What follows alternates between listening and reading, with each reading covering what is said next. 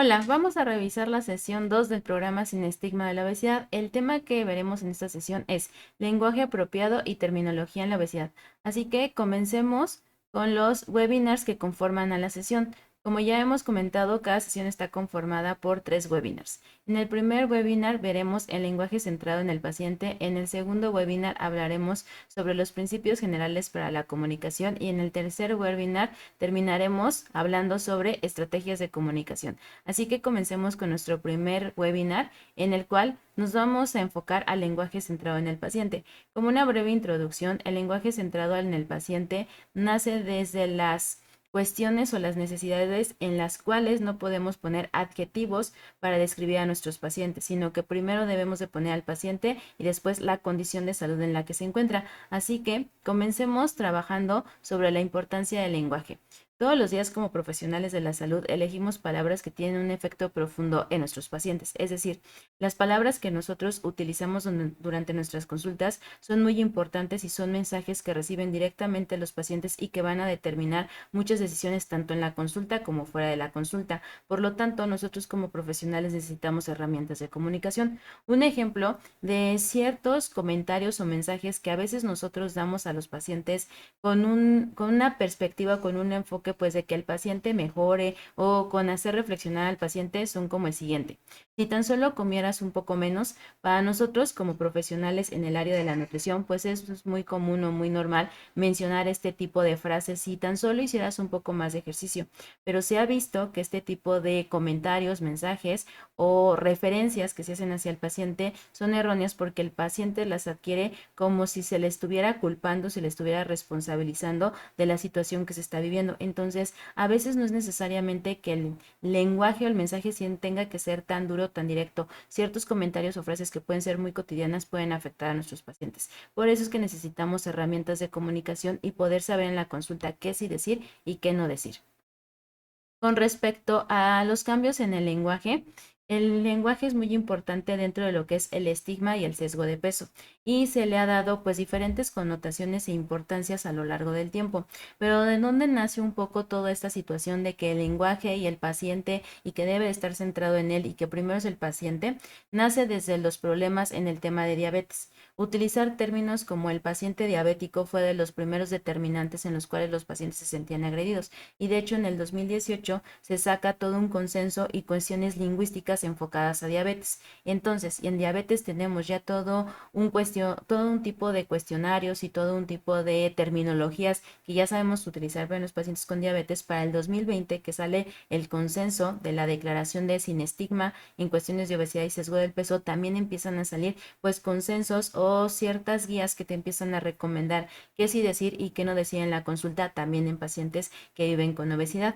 Y entonces esto hace que se tenga una sensibilidad mucho más tangible durante lo que sería la consulta y lo primero que nos están exigiendo es que como profesionales de la salud utilicemos la prioridad de la persona primero. ¿Qué significa esto de la prioridad de la persona primero? Significa que no vamos a utilizar el término del paciente obeso o la paciente obesa. O sea, eso está totalmente prohibido. Lo que vamos a utilizar es paciente con obesidad o paciente que vive con obesidad. ¿Okay? Entonces ya no podemos utilizar como adjetivo a la obesidad para describir a nuestro paciente.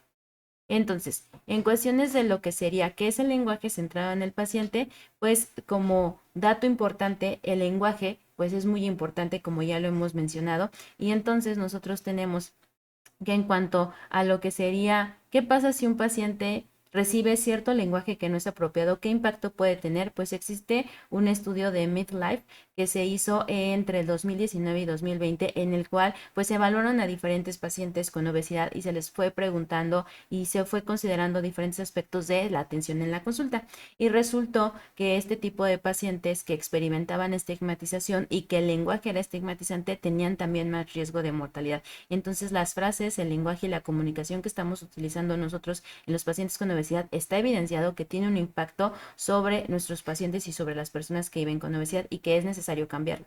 Ahora, en cuestión de lo que serían en los profesionales, existe una gran cantidad de estudios en 2018, 2019, 2020, en los cuales se menciona cuál es el lenguaje que utilizan los profesionales de la salud. Esos estudios pues están realizados en Estados Unidos, Canadá, en Australia, y lo que se menciona es que los profesionales pues también comentan que no tienen como terminologías o datos muy específicos de cómo trabajar durante la consulta, que puede ser sensible para el paciente o no.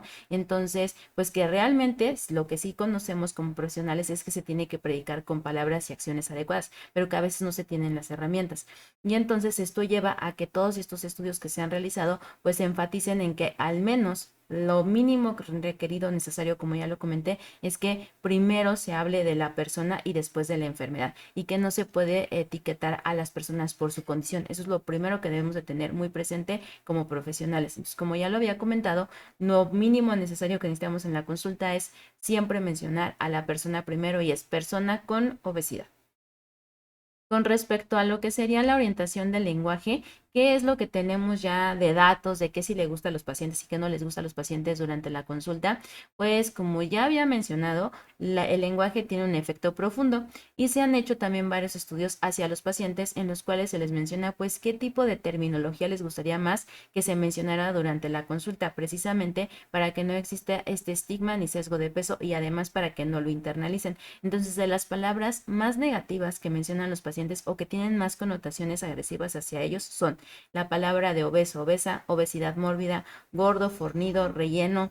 Entonces, esto es sesgo del lenguaje. Por lo tanto, este tipo de términos no los debemos utilizar en la consulta porque tienen una carga muy agresiva hacia los pacientes con obesidad. Dentro de lo que sería la experiencia, entonces, en el lenguaje, también lo que se sabe y lo que nos dan los estudios es que el lenguaje es de hasta cierto punto de forma tanto inconsciente como inconsciente, y entonces nosotros tenemos que estar omnipresente. Son palabras que se han vuelto muy cotidianas y que al final sí tienen una descripción de adjetivo, y para nosotros se nos hacen muy sencillas utilizarlas, pero como ya quedó claro, ya existe evidencia en la cual los pacientes cuando las utilizan realmente sienten una agresión. Entonces, el tono de voz de conversación de ser obeso queda totalmente prohibido. Se está también haciendo mucho trabajo en el área de investigación para que cuando se hacen artículos o se hace algún tipo de investigación, pues no se utilice el término obeso. Esto también nos lleva a que entonces el lenguaje tiene que ser mucho más empático con los pacientes, y que no siempre, otro dato importante es que se tiene que hablar del peso en la consulta. Ya está también muy documentado en que los pacientes dentro de la consulta del lenguaje y la comunicación que se da, que la comunicación es muy importante para generar esta empatía y afecto entre el paciente y lo que serían los profesionales de la salud, es el tema del peso. Entonces, hablar del peso es otro detonante importante, y el peso es algo personal del paciente que debemos de pedir permiso si nosotros lo queremos trabajar en consulta. Entonces, también mencionar peso se tiene que hablar con mucho cuidado, y se tiene que determinar en qué momento de la consulta sí es viable hablar del peso y en qué momento no. Y solamente el paciente es el único que nos puede autorizar el hablar sobre el tema del peso. Con respecto a lo que sería el uso del lenguaje, pues también lo que tenemos que hacer es que en el lenguaje no debemos de promover estereotipos negativos. Entonces, ¿qué son los estereotipos negativos? Pues igual estar haciendo como comentarios a lo mejor del peso, de la delgadez, estar haciendo comentarios hacia dietas, actividad física, y enfocarnos mucho en eso, sino que hay que abrir como que todo nuestro abanico de comunicación y de lenguaje, y ir más allá de estas terminologías, hacer que la consulta sea agradable, hablar un poco de las experiencias del paciente. Entonces, todos los días nosotros decidimos palabras, y esas palabras como profesionales de la salud van a definir mucho el rumbo de las enfermedades y de cómo se maneja una consulta y cómo se maneja la atención a la salud. Y esas palabras o ese lenguaje va a causar un efecto tanto positivo como negativo para las pacientes, y también va a tener un impacto muy fuerte en los puntos de vista de la sociedad. Si nosotros seguimos alimentando todos estos tipos de términos que se manejan como adjetivos hacia los pacientes, pues seguimos alimentando una sociedad que sigue discriminando con esos adjetivos a las personas. Y también todo esto va a transmitir tanto ideas, sentimientos y actitudes, y va a promover todos los sesgos que ya mencionamos en la sesión 1, como el sesgo internalizado, el sesgo explícito, el sesgo implícito, y entonces vamos a terminar teniendo un lenguaje indeseable, que es hasta hoy el día el que se ha estado manejando, y vamos a acabar dañando de forma potencial a los pacientes en lugar de estarlos ayudando. Entonces, el uso del lenguaje sí es bastante importante, y al menos ahorita ya sabemos qué términos al menos no utilizar en nuestra consulta. Ahora, en el enfoque de lo que sería el uso del lenguaje, tenemos también por etapas de vida qué lenguaje se puede utilizar. Como sabemos, la obesidad no solamente es de la población adulta, sino también de la población pediátrica. Entonces, por ejemplo, ya existe un estudio en el cual se clasificó por etapas de vida y entonces en los pacientes adultos se ha mencionado que cuando se les tiene que dar el tema de, pues son pacientes con obesidad, prefieren que se utilicen términos de, bueno, tu problema se debe a que está enfocado a un peso que está con tal tipo de cantidad o a un IMC que se clasifica en tal rubro, ¿no? Pero que no se utilicen palabras como es que tienes un problema de gordura o es que tienes un problema de exceso de grasa. A lo mejor exceso de grasa para nosotros pudiera ser pues bastante favorable, para los pacientes no les gusta. Ahora, en cuestiones de lo que son los adolescentes, prefieren los adolescentes idiomas igual enfocados hacia un poco el peso, vuelvo a lo mismo, siempre y cuando el paciente quiera hablar del peso y también hablar sobre cuestiones de que su problema está centrado precisamente a un tema que tiene que ver con el peso. Entonces, ellos prefieren más términos enfocados hacia el peso, obviamente, pues pidiéndoles autorización de hablar sobre esto. El lenguaje indeseable para los adolescentes es que se les mencione términos como obeso u obesa, que está demasiado grande, que tiene un exceso de grasa. Y bueno, se vuelve a ver aquí la connotación también de que exceso de grasa, tanto adultos y adolescentes, pues no es un tema preferido. Y en cuanto a lo que serían en los niños lo que se ha encontrado es que pues mencionan que de repente los niños no entienden pues ciertos términos como que les digan es que caes en un percentil por arriba de lo normal para tu IMC. O sea, a los niños se les tiene que hablar de una forma mucho más sencilla y también se ha visto que el tema de mencionarles que han tenido un aumento de peso es favorable tanto para ellos como para los padres. Y tanto los niños como los padres mencionan que no les gusta los términos como obeso, obesa o exceso de grasa. Entonces, con esto nos queda claro que estos pequeños detalles pueden hacer un cambio muy representativo en nuestra consulta para no estar mencionando, teniendo mensajes incorrectos y también contradictorios entre los profesionales, es decir, tanto médicos, enfermeros, enfermeras, profesionales de la nutrición, profesionales de la psicología, tienen que utilizar este tipo de terminología porque entonces es lo que de repente dicen los pacientes, voy con el nutriólogo y a lo mejor no utiliza el término de gordura, pero voy con el psicólogo o voy con el profesional de medicina y sí me utiliza el término de gordura. Entonces también es como establecer una línea donde todos mencionamos los mismos términos que prefieren los pacientes. En cuanto a lo que sería el uso del lenguaje, pues no nada más se queda en el tema verbal, sino también en el escrito y en el no verbal. Entonces, la confianza del idioma no nada más va en lo que expresas verbalmente, sino, vuelvo a repetirlo, en lo que es escrito y no verbal. Entonces, tenemos que tener un compromiso, no nada más en que ya no le digo al paciente gordo, pero tampoco lo voy a escribir en el expediente o en alguna nota médica. También esto tiene que ver con cuestiones de basarnos en valores. Las personas tienen un valor y entonces ese valor implica que hay que cuidar los términos que estamos utilizando. Ahora, los términos de obesidad, en el tema de obeso, obesa, de gordura, de estás un poco más grande, de estás un poco más rellenito, estás un poco más fornido, términos que a lo mejor son muy cotidianos, por ejemplo, en nuestro país como México, pues generan en los pacientes desde problemas de ansiedad, también tiene que ver con cuestiones de educación, educación en salud, educación en nutrición, educación en términos psicológicos y ayudan también a que si no existen, pues exista un mayor autocuidado en nuestros pacientes. Los mensajes también tienen que ser claros. Otra de las cosas que mencionan mucho los pacientes es que a veces se les habla con tanta terminología médica que de repente no saben realmente si están graves o no están graves, si tienen otras afecciones o comorbilidades o si tienen otros problemas de salud asociados al tema de la obesidad. Entonces también hay que dejar los mensajes muy claros, no estarlos rebuscando para que no se dañe esa relación. Se ha visto que los pacientes que reportan que su médico o su profesional de la salud no les explicó muy claro, pues se alejan del área de la salud y ya no quieren asistir porque dicen es que no le entiendo a lo que me están diciendo, ¿no?